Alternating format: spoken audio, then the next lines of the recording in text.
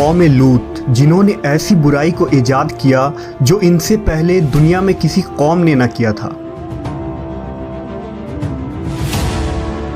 ایسی بدکاری جس کی مثال تاریخ میں کہیں نہیں ملتی۔ اس قوم نے ایسا کیا کام کیا تھا اور ان کا کیا انجام ہوا؟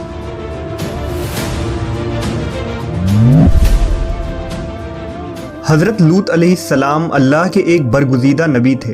آپ کے والد کا نام ہاران تھا جو تاریخ کے بیٹے تھے۔ آپ کی پیدائش عراق کے قدیم شہر اور میں ہوئی تھی۔ اس شہر میں ابراہیم علیہ السلام کا مسکن تھا۔ دراصل لوط علیہ السلام کے والد ہاران حضرت ابراہیم کے سگے بھائی تھے، یعنی حضرت لوط علیہ السلام حضرت ابراہیم کے بھتیجے تھے۔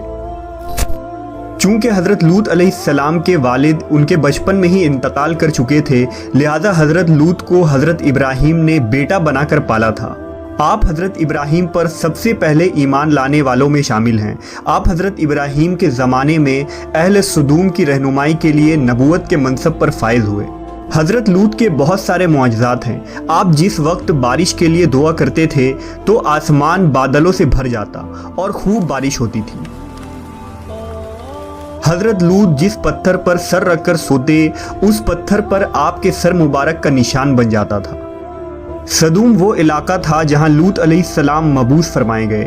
سدوم کے آس پاس 5 نہایت ہی خوبصورت شہر آباد تھے، جن میں سے ہر ایک کی آبادی 1 لاکھ نفوس سے زیادہ ہی تھی۔ یہ علاقے نہایت ہی سرسبز و شاداب اور قدرت کی فیاضی کا حسین شاہکار تھا۔ یہاں باغات کی کثرت تھی، لہلہاتی کھیتیاں یہاں کی ضروریات سے کہیں زیادہ تھی۔ اردن، شام اور اسرائیل کے درمیان بسا ہوا یہ علاقہ نہایت ہی زرخیز تھا۔ وہاں طرح طرح کے اناج، پھل، میوے بکثرت پیدا ہوتے تھے، اور یہی وجہ تھی کہ آس پاس کے بستیوں کے لوگ بھی اپنی معاشی اور غذائی ضرورت کے لیے ان بستیوں کی طرف آتے تھے۔ مگر یہ بات اہل سدوم کے لوگوں کو بالکل بھی پسند نہ تھی۔ ان کے خیال میں ان کی بستیوں میں پیدا ہونے والے پھلوں، اناجوں اور سبزیوں پر صرف ان کا ہی حق تھا۔ وہ نہیں چاہتے تھے کہ دوسری بستیوں کے لوگ ان کے علاقے میں آئیں۔ ایک دن سدوم کے لوگ اس بات پر غور و فکر کر رہے تھے کہ باہر سے آنے والے لوگوں کو یہاں آنے سے آخر کیسے روکا جائے، کہ ابلیس ایک بزرگ کی شکل میں ان کے محفل میں آیا اور کہا، اگر تم ان سے پیچھا چھڑانا چاہتے ہو تو میرے کہنے پر عمل کرو۔ اس اجنبی بزرگ کی بات لوگوں نے بہت توجہ سے سنی۔ ابلیس نے کہا، میں کل بتاؤں گا۔ دوسرے دن ابلیس ایک خوبصورت جوان لڑکے کی بھیس میں آیا اور انہیں اپنی عورتوں کے بجائے مردوں کے ساتھ فعل بد کرنا سکھایا۔ ابلیس نے کہا کہ اگر تم ان بستیوں کے لوگوں سے نجات چاہتے ہو جو تمہاری بستی میں آ جاتے ہیں تو ایسا کرو کہ جب بھی کوئی شخص تمہارے علاقے میں آئے تو تم لوگ زبردستی اس کے ساتھ اپنی خواہش پوری کرو۔ اس طرح یہ لوگ اس بستی میں آنا چھوڑ دیں گے۔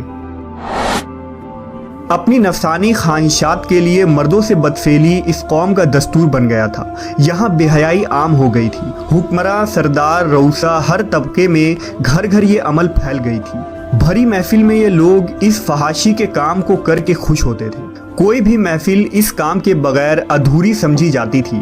خاص کر مسافروں میں سے کوئی خوبصورت لڑکا ہوتا تو یہ لوگ اسے اپنا شکار بنا لیتے۔ تلمود میں لکھا ہے کہ اہل سدوم اپنی روزمرہ کی زندگی میں سخت ظالم، دھوکے باز اور بد معاملہ تھے۔ کوئی مسافر ان کے علاقے سے بخیریت نہ گزر سکتا تھا۔ کوئی غریب ان کی بستیوں سے روٹی کا ایک ٹکڑا نہ پا سکتا تھا۔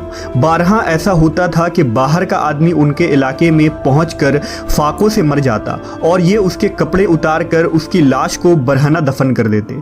اپنی وادی کو انہوں نے ایک باغ بنا رکھا تھا جس کا سلسلہ میلوں تک پھیلا ہوا تھا۔ اس باغ میں وہ انتہائی بے حیائی کے ساتھ اعلانیہ بدکاریاں کرتے تھے۔ حضرت لوط علیہ السلام نے انہیں توحید کی دعوت دی اور بدکاری کے اس گھنونے عمل سے توبہ کرنے کا حکم دیا۔ حضرت لوط نے کہا، تم بے حیائی کیوں کرتے ہو؟ کیا تم عورتوں کو چھوڑ کر لذت حاصل کرنے کے لیے مرد کی طرف مائل ہوتے ہو؟ حقیقت یہ ہے کہ تم احمق لوگ ہو۔ حضرت لوط اہل سدوم کو دن رات واعظ و نصیحت کیا کرتے، لیکن قوم پر اس کا کوئی اثر نہ ہوا، بلکہ وہ بہت فخریہ انداز میں یہ کام کرتے تھے۔ انہیں حضرت لوط کا سمجھانا بھی برا لگتا تھا، لہٰذا انہوں نے صاف صاف کہہ دیا کہ اگر تم ہمیں اسی طرح برا کہتے رہے اور ہمارے کاموں میں مداخلت کرتے رہے تو ہم تمہیں اپنے شہر سے نکال دیں گے۔ حضرت لوط نے نصیحت و تبلیغ کا سلسلہ جاری رکھا، لہٰذا ایک دن اہل سدوم نے خود ہی عذاب الہی کا مطالبہ کر دیا۔ اللہ تعالیٰ نے اب تک ان کے اس بدترین فحاشی اور بدکاری کے باوجود ڈھیل دے رکھی تھی، لیکن جب انہوں نے حضرت لوط سے ایک دن کہا کہ اگر تم سچے ہو تو ہم پر عذاب لے آؤ، لہٰذا ان پر عذاب الہی کا فیصلہ ہو گیا۔ اللہ نے اپنے خاص فرشتوں کو دنیا کی طرف روانہ کر دیا۔ یہ فرشتے دراصل حضرت جبرائیل، میکائیل اور اسرافیل علیہ السلام تھے۔ پھر یہ فرشتے حضرت لوط علیہ السلام کے گھر تشریف لے آئے۔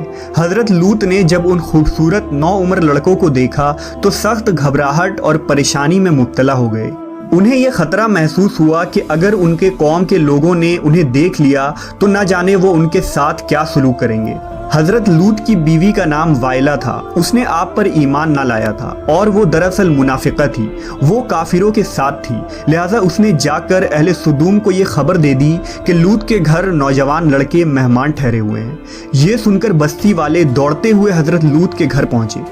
حضرت لوط نے کہا، اے قوم، یہ جو میری قوم کی لڑکیاں ہیں یہ تمہارے لیے جائز اور پاک ہیں، اللہ سے ڈرو اور مجھے میرے مہمانوں کے سامنے رسوا نہ کرو۔ کیا تم میں سے کوئی بھی شائستہ آدمی نہیں؟ حضرت لوط کی بات سن کر وہ لوگ بولے، تم بخوبی واقف ہو کہ ہمیں تمہاری بیٹیوں سے کوئی حاجت نہیں، اور جو ہماری اصل چاہت ہے اس سے تم بخوبی واقف ہو۔ قوم لوط کے اس بے شرمانہ جواب سے اندازہ لگایا جا سکتا ہے کہ وہ فعل بد میں کس حد تک مبتلا ہو چکے تھے۔ جب حضرت لوط علیہ السلام کی قوم ان کے گھر کی طرف دوڑتی ہوئی آئی تو حضرت لوط نے گھر کے دروازے بند کر دیے اور ان نوجوانوں کو ایک کمرے میں چھپا دیا۔ اس بدکار لوگوں نے آپ کے گھر کا گھیراؤ کیا ہوا تھا اور ان میں سے کچھ گھر کے دیوار پر بھی چڑھنے کی کوشش کر رہے تھے۔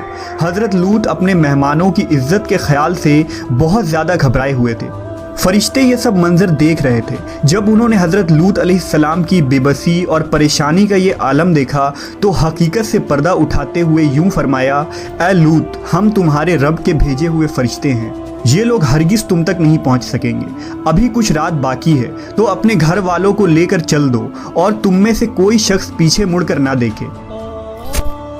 اہل سدوم حضرت لوط کے گھر کا دروازہ توڑنے پر بضد تھے، لہٰذا حضرت جبرائیل علیہ السلام نے گھر سے باہر نکل کر اپنے پر کا ایک کونا انہیں مارا، جس سے ان سب کی آنکھوں کے ڈھیلے باہر نکل آئے اور بصارت زائل ہو گئی۔ یہ خاص عذاب ان لوگوں کو پہنچا جو حضرت لوط کے پاس بد نیتی سے آئے تھے۔ حضرت لوط علیہ السلام حقیقت حال جان کر مطمئن ہو گئے اور اپنے گھر والوں کے ساتھ رات ہی کو نکل کھڑے ہوئے۔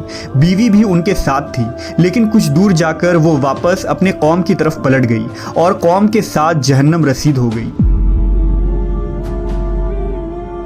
صبح کا آغاز ہوا تو اللہ کے حکم سے حضرت جبرائیل نے بستی کو اپنے پر سے اکھاڑ دیا اور پھر اپنے بازو پر رکھ کر آسمان پر چڑھ گئے، یہاں تک کہ آسمان والوں نے بستی کے کتے کے بھونکنے اور مرغوں کے بولنے کی آوازیں سنی۔ پھر اس بستی کو زمین پر دے مارا، جس کے بعد ان پر پتھروں کی بارش ہوئی۔ ہر پتھر پر مرنے والوں کا نام لکھا ہوا تھا۔ جب یہ پتھر ان کو لگتے تو سر پاش پاش ہو جاتے۔ صبح سویرے شروع ہونے والا یہ عذاب اشراق تک پوری بستی کو نیست و نابود کر چکا تھا۔ قوم لوط کی ان خوبصورت بستیوں کو اللہ نے ایک انتہائی بدبودار اور سیاہ جھیل میں تبدیل کر دیا، جس کے پانی سے رہتی دنیا تک کوئی فائدہ نہیں اٹھایا جا سکتا۔ سمندر کے اس خاص حصے میں کوئی جاندار، مچھلی، میڈک وغیرہ زندہ نہیں رہ سکتے، اس لیے اسے ڈیڈ سی یعنی بحر مردار کہا جاتا ہے، جو اسرائیل اور اردن کے درمیان واقع ہے۔ ماہرین آثار نے 10 سالوں کی تحقیق و جستجو کے بعد اس تباہ شدہ شہر کو دریافت کیا تھا۔ تحقیقات سے پتہ چلا تھا کہ اس شہر میں زندگی بالکل ختم ہو چکی ہے۔ اس شہر کے راستے اور کھنڈرات کو دیکھ کر آرکیولوجسٹ نے یہ اندازہ لگایا کہ جب یہ شہر تباہ ہوا تو اس وقت لوگ روزمرہ کے معمولات کے کاموں میں مشغول تھے اور یہاں زندگی اچانک ختم ہو گئی تھی۔ اہل سدوم جنہیں پتھر بنا دیا گیا تھا، ان کے بت ابھی تک بحر مردار کے پاس موجود ہیں، جو تا قیامت لوگوں کے لیے ایک عبرت ہے۔ آج یورپی ممالک میں انسانی آزادی کے نام پر اس بدکاری کی اجازت دی جاتی ہے اور اس فحش عمل کو فخر سمجھا جاتا ہے، مگر حقیقت یہ ہے کہ ہم جنس پرستی بالکل فطرت کے خلاف ہے، جس سے انسانی معاشرہ تباہ و برباد ہو جاتا ہے۔ روایتوں کے مطابق ایک مرتبہ حضرت سلیمان علیہ السلام نے شیطان سے پوچھا کہ اللہ کے نزدیک سب سے بدترین عمل کیا ہے؟ ابلیس بولا، جب مرد مرد سے بدفعلی کرے اور عورت عورت سے خواہش پوری کرے۔ حضرت ابن عباس سے روایت ہے کہ رسول اللہ صلی اللہ علیہ وسلم نے فرمایا کہ اس شخص پر اللہ پاک کی لعنت ہو جو قوم لوط والا عمل کرے۔